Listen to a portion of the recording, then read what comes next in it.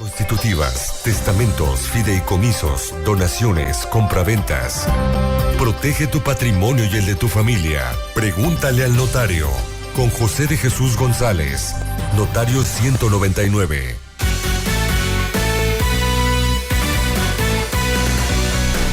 Ya está con nosotros el Notario 199, José de Jesús González. José Jesús, ¿cómo estamos? Buenos días. Buenos días, Luis Alberto. Gracias a ti, a tu auditorio, a tu equipo y en especial a quien me tiene aquí. Igualmente. ¿De qué no vas a hablar en esta mañana? Gracias. Mira, vamos a hablar del régimen matrimonial o el régimen patrimonial que existe cuando te casas. Ah, caray. ¿Separación de bienes o mancomunados es el otro, verdad? Es correcto, sociedad conyugal. Adelante. Sí.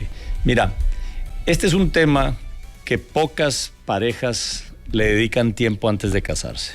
Inclusive hay un aspecto que se llama las capitulaciones matrimoniales, que ya las tocaremos ahorita, que es algo que deberíamos de pensar todos. Tengamos o no tengamos dinero al momento de casarse, siempre es mejor poner las reglas antes que durante el matrimonio. En Sinaloa te puedes casar, como bien dices tú, bajo dos regímenes. Uno es la sociedad conyugal y el otro es la separación de bienes. Y este se escoge al momento de firmar el contrato, que se hace ante un juez del registro civil. Y ahí se establece qué es. Inclusive, como dato cultural, te puedes casar con poder. Es viable casarte otorgando un poder a un tercero y que él te represente. ¿Sin estar ahí? Sin estar ahí. Como tal, es importante que sepamos que desde el punto de vista el matrimonio, desde el punto de vista legal, el matrimonio es un contrato. Obviamente es claro que nadie se casa queriendo concluir ese vínculo matrimonial, pero la realidad es que existe eso y como contrato se desvincula o se concluye el contrato o puede ser nulo. Es importante que sepamos que antes de casarnos tenemos que establecer las reglas y eso se hace, como te comentaba, a través de las capitulaciones matrimoniales. La sociedad conyugal, que es la primera, en esta los bienes son de las dos partes, es decir, a menos que establezcamos algo diferente, es 50% cada una de las parejas. Puede inclusive decir 70-30, ¿así? Pero eso lo tendrías que establecer en las capitulaciones matrimoniales. Es muy recomendable las capitulaciones, no las acostumbramos en México normalmente, pero es muy recomendable. Se hacen ante notario público y se otorga una escritura pública donde se establece cuál es la forma en que se va a manejar y quién va a administrar y cuáles son las reglas. ¿Qué contiene? Un listado detallado de los bienes que ya tenemos, ¿sí? Y decir si estos bienes antes de casarte entran o no entran a la sociedad conyugal, porque puede no entrar lo que ya tengo. Antes del matrimonio, antes de firmar. Esto se hace inclusive antes de casarte. Okay. Estas capitulaciones se hacen antes de casarte y las puedes hacer posteriormente también. Haces ese listado, haces el listado de las deudas también y también quién va a administrar estos bienes, quién de las dos personas va a administrar y por supuesto establecer el mecanismo en caso de que suceda un divorcio de cómo es el procedimiento para quedarte con los bienes. Esto es muy importante. Una excepción a esto que debemos de saber es que todo lo que recibamos vía donación o vía herencia no entra en los bienes que son en común de la pareja. Le corresponden única y exclusivamente a la persona que lo recibió. Esto es muy importante que lo sepamos. Eso no es 50-50. No es 50-50. Las herencias son así. Las herencias y las donaciones no. Ahora, tampoco los bienes adquiridos antes del matrimonio, a menos que se establezcan las capitulaciones matrimoniales. La separación de bienes, que es lo más común que está sucediendo en este momento. Antes, históricamente, nuestros padres antes históricamente se casaban más por la sociedad conyugal, porque era hasta como un poco vergüenza decir que nos separábamos en el matrimonio. A veces no lo planeabas y decía la juez o el juez, régimen, y todo el mundo en silencio. No. Es correcto. Y te puedo decir que si no establecemos cuál es el régimen, es por sociedad conyugal. Okay. Ahora, separación de bienes.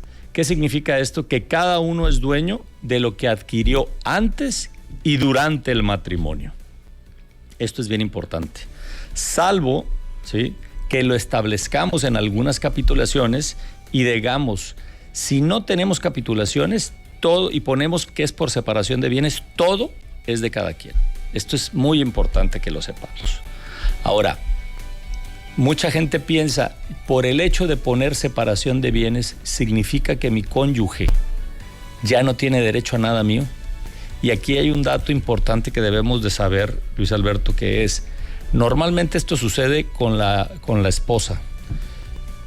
Cuando ella le dedica tiempo al hogar, cuando no le dedica tiempo a generar dinero, cuando no tiene bienes para vivir, y el cónyuge, el esposo, se dedicó a trabajar, ella tiene posibilidades de reclamar el 50% de los bienes. Aunque no haya tenido trabajo directo, digamos. Exactamente. En otras palabras, aun cuando te cases por separación de bienes, cabe la posibilidad que tu pareja pueda reclamar el 50% de los bienes que generó la otra pareja que sí trabajó, siempre y cuando acredite que él o ella se dedicó al hogar siempre, no generó patrimonio, ¿sí? Y no tiene bienes para vivir.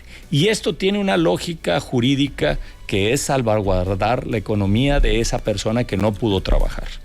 Si recuerdas, también en otra plática que tuvimos, hablamos de que la pareja que no es dueño del hogar, cuando vende su casa habitación, el hogar, en este caso por separación de bienes, tiene que comparecer a firmar la venta. Tiene que firmar. Aunque no le corresponde económicamente, pero tiene que firmar para otorgar el consentimiento de que se van a desprender del hogar. Ello, mientras están casados, obviamente, ¿verdad? Es correcto, okay. Exactamente. Nosotros tuvimos un caso hace poco donde no quería el vendedor que su cónyuge compareciera. Ajá. Y le comentaron que podría, por asesoría de otras personas, podría no comparecer. Yo, al enseñarle lo que decía el Código Civil y el Código Familiar, al comprador, le dije, yo te sugiero que comparezca su esposo a firmar. Y ella se sostuvo y dijo, quiero que firme. Y ahí se dieron cuenta que se estaban divorciando. Okay. Y la señora dueña del inmueble no quería que compareciera su esposo para que no se enterara y no le pidiera. Y desafortunadamente él pudo haber reclamado algo si hubiera sucedido eso de no firmar él. Ahora, es importante también que sepamos que el régimen patrimonial puede modificarse durante el matrimonio. Si tú estás casado por sociedad conyugal, puedes hacer un acuerdo y llegar a un convenio para decir, concluimos con este régimen, ¿sí? Esto es mío, esto es tuyo, se suscribe y de aquí en adelante vamos en un régimen de separación de bienes. Y lo que se procede en este caso es que se otorga ante juez, se hace la lista de los acuerdos y se firma una escritura pública. Ok, y viceversa. Y viceversa también. La separación de bienes puede convertirse en sociedad conyugal. Híjole, pero ahorita entonces lo que prevalece es la separación de bienes. Y como notario, ¿cuál recomendaría?